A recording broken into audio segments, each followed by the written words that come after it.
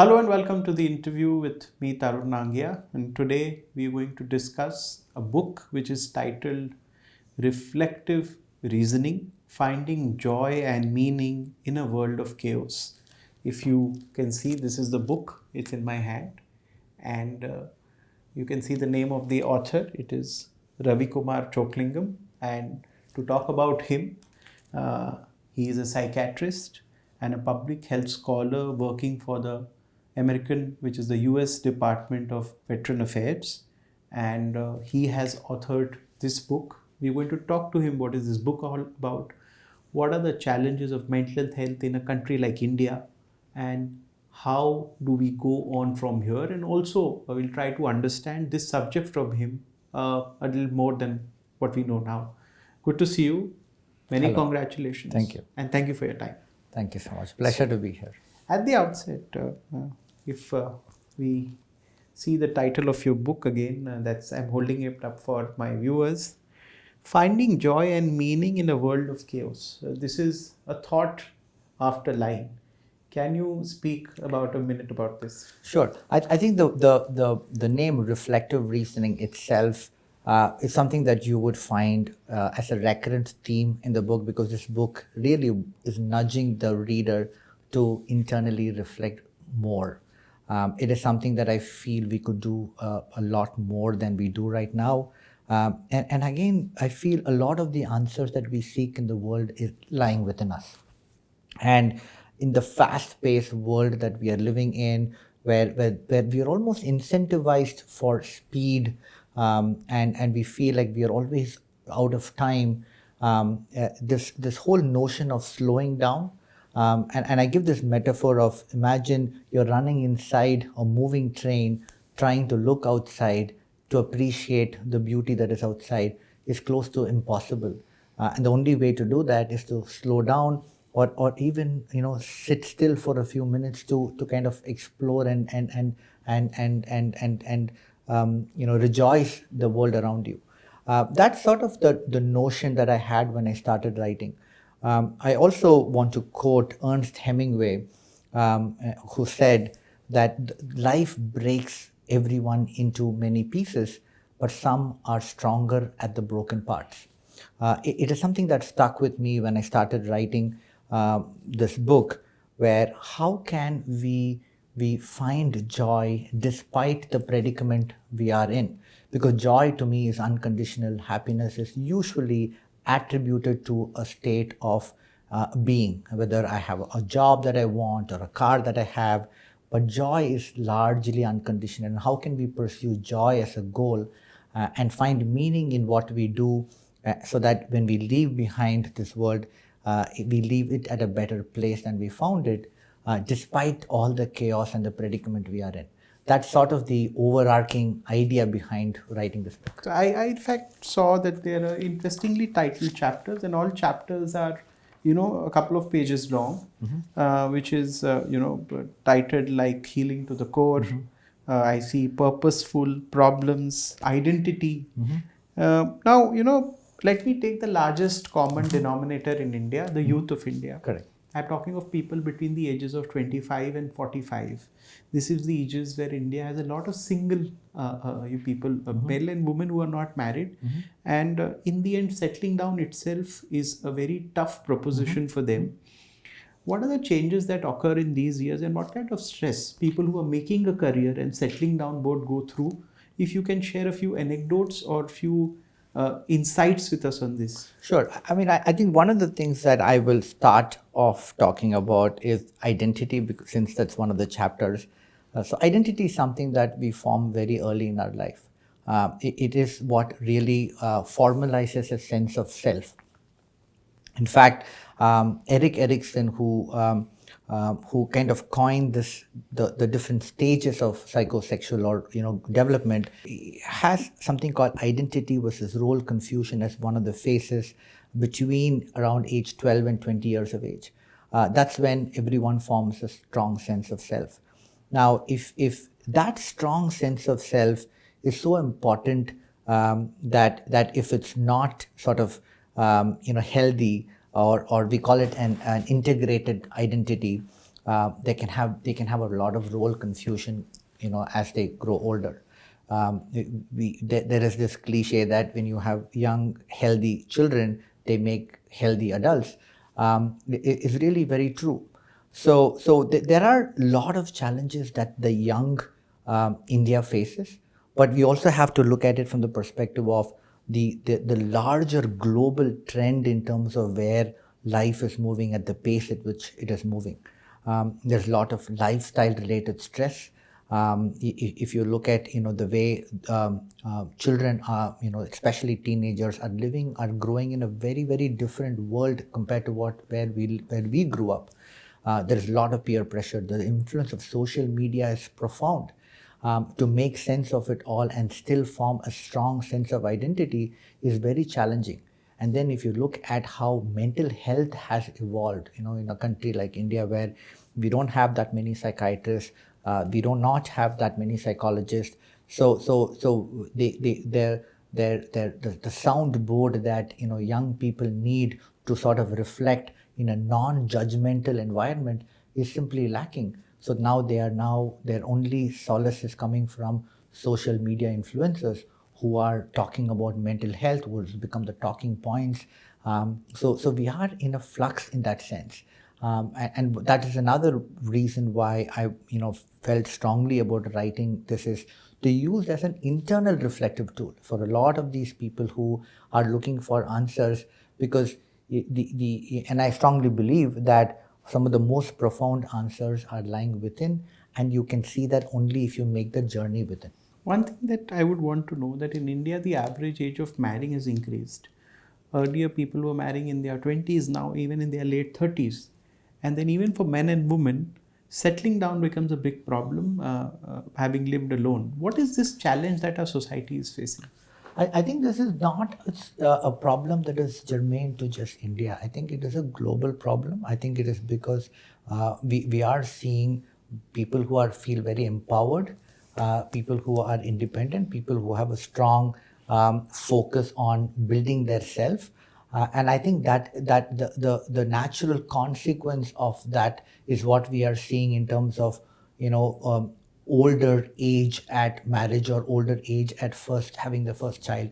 That I don't think that is necessarily a wrong or a bad thing, but I think this is a natural evolution of how we are understanding the social obligation of marriage or family, or how we conceive that. I think that there are challenges that come with that, but I think that's something that I don't think we can necessarily prevent, because this is something that I see all around the world. It's not something that is germane just to India. Okay. Coming back to the subject of psychiatry, if you take India, because we do India-specific shows, in this country, how seriously is this subject taken given the enormity of the problem at hand? Great question, and I think this is something that because I'm both trained in India and the US, so I have a perspective when it comes to where things are in terms of mental health. I know we have about 6,000 to 7,000 psychiatrists for 1.5 billion people, and if you look at WHO's recommendations in terms of doctor to patient ratio, we are really in a terrible shape. I think we are about 0.75 for 100,000 people. And this comes down to training programs, how many postgraduate psychiatry positions we have within medical schools. But even if we were to magically double that number, we are still looking at several years before we can address the human resource gap. Now, the world around one of the ways to address the gap is to improve capacity within primary care, right? So we have a lot of primary care physicians, and to improve the capacity of them to take care of common mental disorders is one way to go. Because like you said, we have a lot of young people in this country. The burden of mental health is consistently growing up. We have a big problem of suicide. I think it's a suicidal capital of the world. So we clearly need to redirect some of our attention to how mental health care is delivered, both at an academic level and also the kind of access that we are giving to them in terms of within schools, within institutions, within organizations, because that's something that we commonly see in the US, where a student always has access to a psychologist through student health services. And I think that is something that we need to at some point mandate within larger institutions, where young people or employees have access to some amount of mental health care. Okay. Now, coming to a couple of chapters that you have authored in this book, if I would like to take this chapter by chapter, you have a chapter titled Joy. There is a chapter titled Pain. Mm-hmm. There is a chapter titled, if I'm pronouncing it right, Kintsugi. Kintsugi. Yeah. We can talk about Kintsugi because it's one of my favorite chapters too. It comes from this Eastern philosophy called wabi sabi, Okay. where the goal is to embrace imperfections in life. So we are all sort of made imperfectly, and to be less judgmental about ourselves, to embrace our imperfections, is really the concept of wabi sabi. And kintsugi basically means golden joinery. So what they used to do is, when ceramic pots they break, they use gold powder to join the ceramic and make unique pieces of art. Yes. So what happens after that, the piece of the ceramic, after it's been joined by gold or silver, becomes such classical, unique pieces of art, much better looking than how they looked before they broke. So, and that sort of is the concept of kintsugi or wabi sabi, where I would like every reader to consider themselves to be a work of art in the process. I also give the metaphor of a sculpture, like how a sculpture would take a piece of rock and then chisel away at things that they don't need. You never start with a finishing piece of art. You end with a finishing piece of art, or a finished piece of art. Like how they chisel away at things that they don't need, we can also, through life, through exploration, through internal reflection, chisel away at the things that we don't need, which is something that I would have referenced in the chapter Fill Your Bags Wisely. So you unpack, you declutter your mind, because the more you fill your cognitive space with noise, you are unable to hear the sound of music. Now, very, very, very interestingly, you put that there's one chapter titled "Keep Less for More." Could you reflect or share? So I think this is there is considerable evidence to say that there is a relationship between your cognitive space, stress, and time. Can you explain that? Yeah. So your cognitive space is something where, let's say you wake up on a Saturday morning and you have about 8 to-do things that you're suddenly looking at those 8 things, you feel pretty overwhelmed that, oh, I have no time, because that's our immediate reference to time is always in conjunction with things that have to be done. And now when you have a lot of things to do, there is this illusion of time that suddenly seems very short, and this adds to a considerable amount of stress. Now, one way to address that is to minimize your cognitive space, to declutter your mind and prioritize, okay, I'm going to do these 2 things that are most important today, and I'm going to do the other 2 once these 2 are taken care of. And suddenly you're decluttering that cognitive space. Instead of 8 things there, you have 2 things that you find to be of high value. And then you suddenly have the illusion of time changes, because now you feel like you have more time to address them. And as a result of that, your level of stress comes down significantly. There's a chapter titled Respect. What is it about? I think, I reference relationships to it, because for a very long time, I think we've been told that love is all you need, right? In relationships, we often talk about all you need is love, and we it's sort of, and we constantly hear this throughout in across the board. But I've always, and from my experience being as a psychiatrist and talking to people, the 2 most important aspects of a relationship, other than love, is respect and wisdom or knowledge, because I feel that to be the most the foundational aspect of every relationship is respect.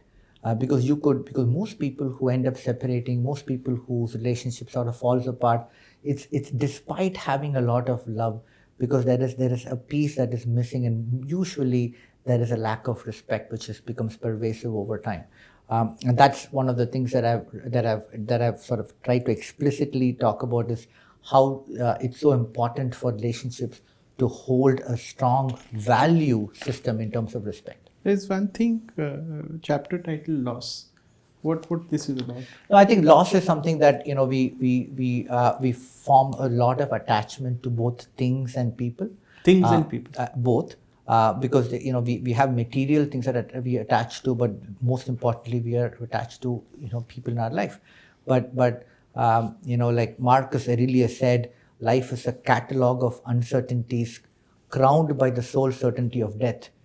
It is something that nobody can escape. So we are going to lose something, or something of value, or someone of importance every single day. And life is, in that sense, sort of a depreciating asset. Like we are all running towards a finish line or an end point at different time, speed, and pace. So to make sense of that, to understand that is something that we don't control, so that we make the best of what we have. When we get to that point, when we look back, you look at a life well lived. Point well taken. Contemplative silence is an interesting title to a chapter. Yeah, I'm glad you asked that. So contemplative silence, I talk about boredom a lot in that sense, in that chapter. My sense of contemplative silence is, and I refer boredom as a concept, because I feel boredom is important for creativity as well. It is something that I don't see a lot in today's world, because we are so quick. We want to even young children, if you look at today's young kid who has about 4 devices, 5 video games, and there is so much of infusion of activity throughout the day that you would rarely see a young kid sit in a corner and look out the window and dream of a world that he or she could create. And I think that sort of is my mental imagery behind writing that chapter, is how can we practice some amount of contemplative silence, so that you let your thoughts wander, where you can dream, where you could focus, where you could become more self-aware. Overthinking is something that immediately follows this chapter. If you could speak on that a bit. So overthinking is, I think we all do it. I think we are all a little guilty of overthinking. There are times when you're laying in bed, not able to shut your mind off. I think many people who I've talked to over the years have trouble sleeping because they say that they can't shut their mind off. And I talk about mindfulness there, becoming more self-aware. And the metaphor or the analogy I give is, imagine yourself looking at an hose pipe, a garden hose pipe, where the water is flowing freely, and let your thoughts sort of wander without you forming a judgment behind every thought, so that you're not running with the thought, but you're letting it flow. And when you do that, you become more self-aware, and that state of non-judgmental awareness is what we call as mindfulness. And a lot of people who practice meditation have realized that, where they could be in the middle of a storm, but they will still have a sense of calmness and stability around it.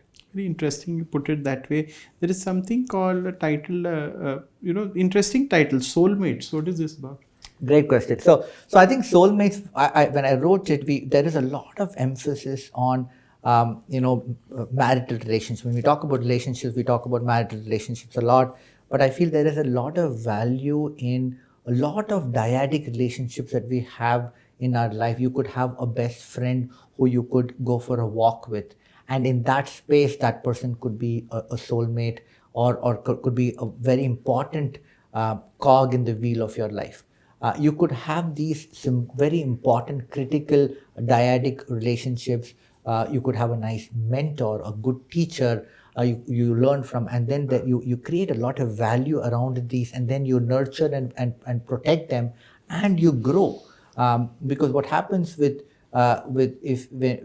many relationships over time is they replace a lot of these dyadic relationships over time, where there is one person is now overburdened with being a friend, being a partner, being a mother, being a sibling, and that becomes untenable over a period of time. Because it's great relationships thrive when you are able to individually grow with the space that you have, and then come together at important points of union. So when you have these dyadic relationships of meaning, and again, we have to be careful in terms of how we define it. When I say dyadic relationships, I mean like a bookmate. You could have somebody who you talk about books.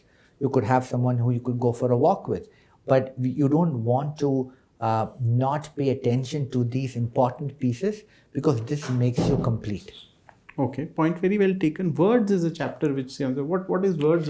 So words is what I talk about in that chapter is it is one of the most important pieces of armory in our communication, though they often let us down. Because when you look at conversations, people use words to defend themselves. Most arguments, they say that at the end of the argument, you are more convinced you are right. We often or we rarely use words to understand more than we want to push forth a notion that we have. We talked about confirmation bias here. So I think this is where I'm nudging the reader to hold back on opinion, be less judgmental, because opinion has the lowest form of evidence. If we can use words sparingly, so that it will not only improve upon silence, but also add value to the discourse. One very interesting is servitude. What is servitude? So servitude is how we are often held captive in our mind, because we are all imprisoned by our mind, which sort of holds back.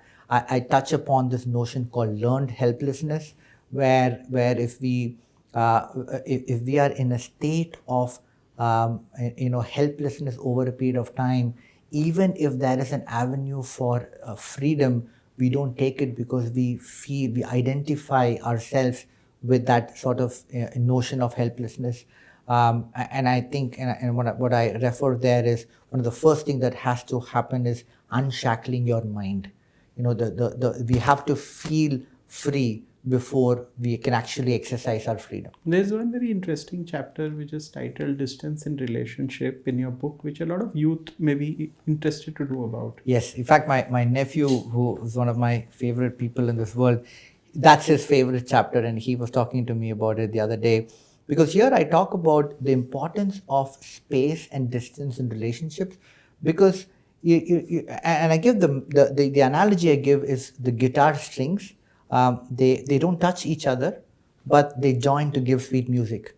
The big pillars in buildings, they stay apart, but they still are the ones that are holding the building together. And that is what I refer to as space or distance in relationships, that you don't have to be enmeshed all the time. You are very much there. You have a common purpose. You come together, and there is a purpose of giving stability and growth individually and together as a team. So that's what I sort of refer, that distance is sometimes important for the long term for a relationship to grow. Two interesting chapters is time personality and embracing idiosyncrasy. Can you? Yeah, so the idiosyncrasy is, we are all sort of made differently, right? We are, in fact, there is an interesting illustration for that as well, where I talk about how it's so important for us to embrace the differences we have. We have a propensity to tolerate more than accept, because when we simply tolerate differences, there is an uneasiness that creeps in. But the minute we accept, we infuse empathy into the relationship. And once you are empathy is when you put yourself in the other person's place and you're able to internalize that, then you embrace it, and you're no longer tolerating. And that's where a lot of growth as an individual happens. One thing, your two chapters that are piquing my interest are discipline and communication, psychological mindedness. Yeah. I mean, discipline is discipline. I talk about repeatability. I talk about consistency. I talk about how you take away the goal, but think about what are the things that I need to do today, and focus on those things, because there is no immediate reward for effort, because but then if you keep repeating that with discipline, your outcome or your result becomes an inevitable result of it. The psychological mindedness is a very important sort of concept, because if you look at how our brain is wired, you have your front part of the brain, which is a rational brain, which is more takes care of the logical part of your thinking and thought process. And then there is a primitive part of your brain, which we call as amygdala, where it's a fight or flight brain, right? It is very active when you're angry, when you're anxious, when you're all charged and riled up. But it is the rational brain that is what really helps you make rational decisions. Now, every time you find yourself to be angry or agitated or anxious, the front part of the brain, the rational brain, gets hijacked, and the primitive brain sort of takes over, right? Now, psychological mindedness is this notion that how can I improve my sense of self-awareness, so that I prevent this hijacking from happening, so that I have a lot of control in my rational brain, so I'm able to make logical decisions. MS Dhoni is a great example of this. We often talk about him taking much better decisions in times of crisis. That really comes down to the ability to absorb pressure and able to take better decisions at the height of crisis, and what separates someone with psychological mindedness and someone who doesn't. One last chapter that I wish to discuss is internal dialogue. What is this about? Yeah, so one of the initial overarching themes that I was talking about is the most profound conversations that we have should be within, and the most important journey is inward. That internal dialogue is a narrative of our mind. Think of, I think most people would understand this metaphor, that we all have an operating system in our brain. The operating system is our core beliefs. Now, this core belief forms a narrative of who we are, what the world around us over time, and it keeps reinforcing as you live. Now, this internal dialogue is like this internal chatter, is this narrative that keeps telling you, and every experience of yours it's getting reinforced in some form or shape. And if you go to a skilled cognitive behavioral therapist, one of the things that they will do is change how you think, to change how you feel, to change what you do. So this internal dialogue becomes a very, very important component of you understanding yourself and you placing yourself in the context of the world. So paying attention to that and understanding what that narrative is, and sometimes identifying that this narrative needs to be tweaked a little. And that happens only if you internally reflect. You question, is there a different way to think about it? The way I've conceived this notion or this perspective I carry, is there a different way to think about it? Is there an alternate explanation to what I'm thinking? When you question that, when you have an introspective view of yourself, great progress can happen from there.